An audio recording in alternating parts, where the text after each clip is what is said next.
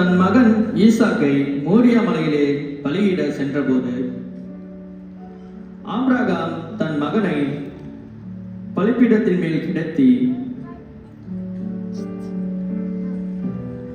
தன் மகனாகிய ஈசாக்கை பலியிட கத்தியை ஓங்குகையில் பிதா ஆபிரகாமை நினைத்து, ஆபிரகாமே ஆபிரகாமே, பிள்ளையாண்டான் மேல் உன் கையை போடாதே என்றார்.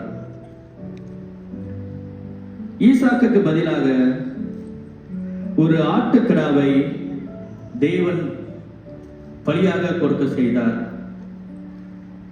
இப்படியாக தேவன் தன் பிள்ளைகள் மேல் வைத்த அன்பை இந்த காட்சியில் உறுதிப்படுத்தினார்.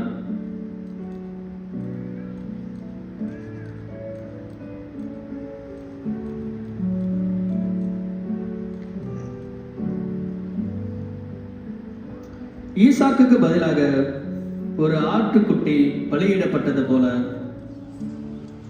பரலோக பிதா நம்முடைய மீறுதல்கள் நிமித்தம் வழி தப்பித்து இந்த நமக்காக உலக பாவங்களை தீர்த்து சுமக்கும் ஆட்டுக்குட்டியாக தம்முடைய சொந்த குமாரன் என்றும் பாராமல் நம் எல்லோருக்காகவும் தம்முடைய ஒரே பேரான குமாரன் இயேசு கிறிஸ்துவை ஒப்பு கொடுத்தார்.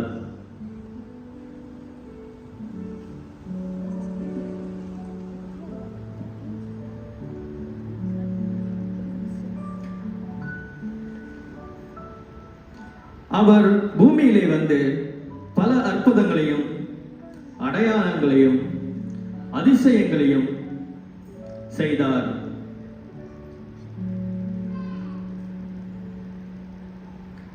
சீர்கெட்ட மக்களை ரட்சிப்புக்குள்ளாக அழைத்து சென்றார்.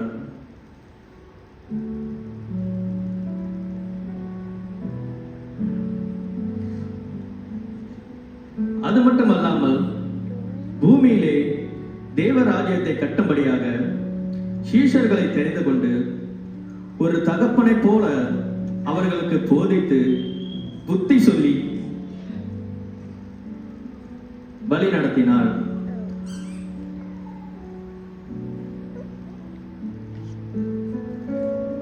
அவர்கள் போய் உலகமெங்கும் கிறிஸ்துவுக்காக சாட்சிகளானார்கள்.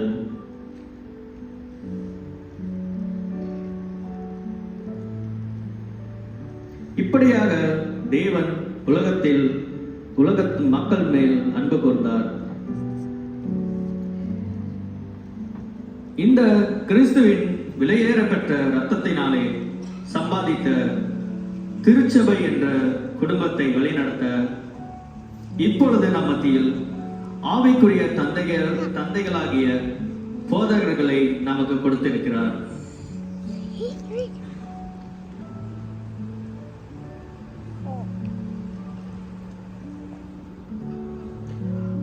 அவர்கள்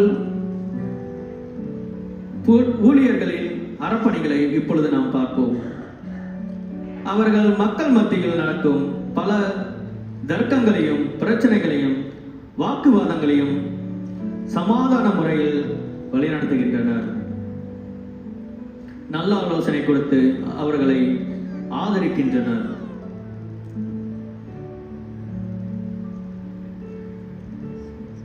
வியாதிஸ்தர்கள் நோயாளிகள் மத்தியில் கால நேரம் பார்க்காமல் அவர்கள் விடுதலைக்காகவும் சுகத்துக்காகவும் வீடுகளிலும் மருத்துவமனைகளிலும் சென்று ஜெபிக்கின்றனர்.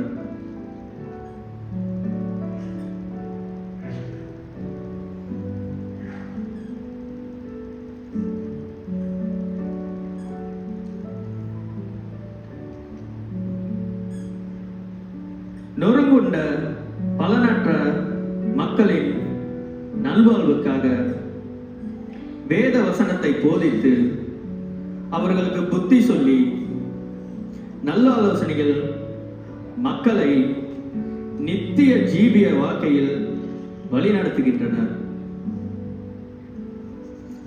ஒருவனும் கெட்டு போகாமல் நித்திய ஜீவனை அடைபடியாக அவர்கள் தேவனாகிய இயேசுவை குறித்து போதித்து அவர்களை ரட்சிப்புக்குள்ளாக வழிநடத்துகின்றனர்.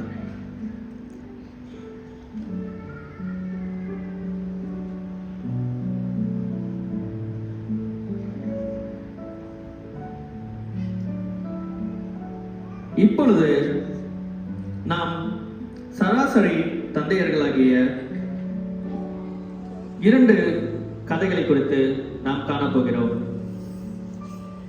எபேசியர் 6ஆம் அதிகாரத்தில் 4ஆம் வசனத்தில் சொல்லப்படுகிறது போல, பிதாக்களே, நீங்களும் உங்கள் பிள்ளைகளை கோபப்படுத்தாமல் கர்த்தருக்கென்ற சிட்சையிலும் போதனையிலும் அவர்களை வளர்ப்பீர்களாக என்று வசனம் சொல்கிறது. முதலாவது, இந்த வசனத்தின்படி செய்யாத உலகப்புறமான அப்பாவை பார்ப்போம்.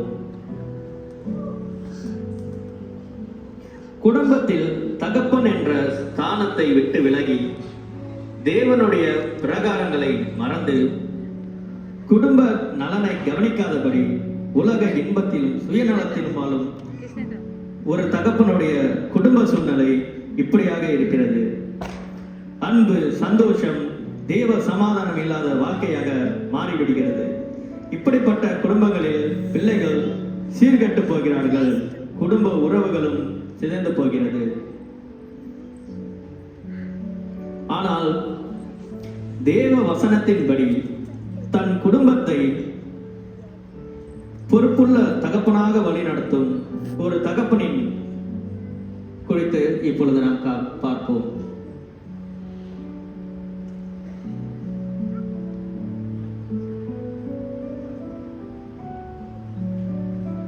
இவர் காலையிலேயே தேவனை தேடுகிறவராக இருக்கிறார். எல்லா சமயத்திலும் அவர் வேதம் வாசிப்பவராகவும் நல்லொழுக்கம் உள்ளவராகவும் இருக்கிறார்.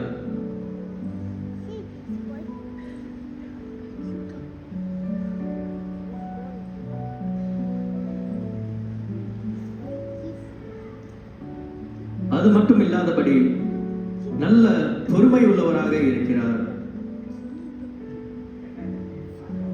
அவர் தன் பிள்ளைகளை விசாரிக்கிறவராகவும் செபிக்கிறவராகவும் இருக்கிறார். இந்த குடும்பத்தில் பாசம், நேசம், நிம்மதி நிறைந்துள்ளது. தேவ பயத்துடன் போதிக்கப்படும் தகப்பனின் பிள்ளைகள் வீட்டுக்கும் சபைக்கும் நாட்டுக்கும் பொறுப்புள்ள மற்றும் பிரயோஜனமான சந்ததியாக வளர்கின்றனர்.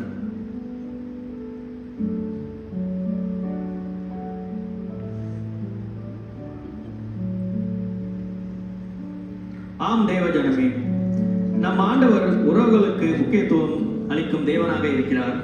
அவர் மனிதனை உண்டாக்கும் போதே அவர்களை ஆணும் பெண்ணுமாக படைத்தார்.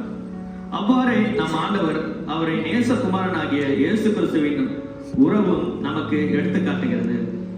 ஒரு தந்தை எப்படி தன் பிள்ளைகளை நடத்த வேண்டும் என்பதை வேதம் நமக்கு போதிக்கிறது. உனக்கு நன்மை உண்டாயிருப்பதற்கும் பூமியிலே உன் வாழ்நாள் நீடித்திருப்பதற்கும் உன் தகப்பனையும் உன் தாயையும் கனம் பண்ணுவாயாக என்றும், அதே போல பிள்ளைகளை உங்கள் பெற்றோருக்கு கர்த்தருக்குள் கீழ்ப்படியுங்கள், அது நியாயம் என்றும் வேதம் சொல்கிறது.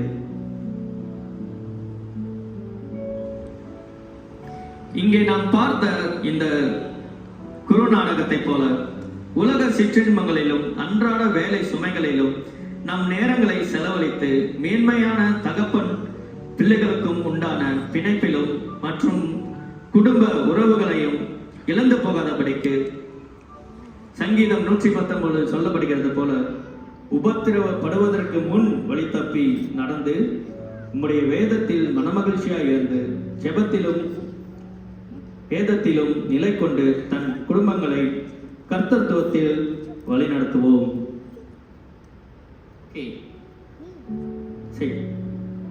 Happy Father's Day from Sons of Abraham.